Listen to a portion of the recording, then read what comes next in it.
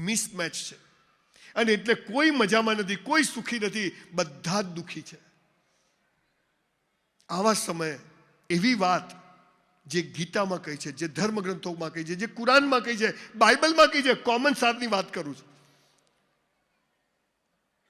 100 કરોડપતિઓને મળ્યો છું, 100 સાધુ સંતોની પાછળ ફર્યો છું, 450 બાયોગ્રાફી વાંચી અને મને એટલી ખબર પડી કે જીવન તો બહુ સરળ છે, એને બહુ ચૂંથવાની જરૂર નથી, જીવવાની જરૂર છે. મોત સાલું કાલ આવતું હોય તો આજ આવે, પણ જીવવું તો વટથી જીવવું, મસ્ત જીવવું, ટોપ જીવવું. નથી જીવતા આપણે.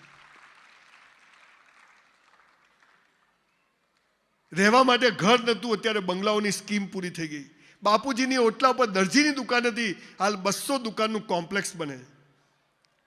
પિક્ચર જોવાના પૈસા નતા, ગુજરાતી ફિલ્મો બનાવું છું.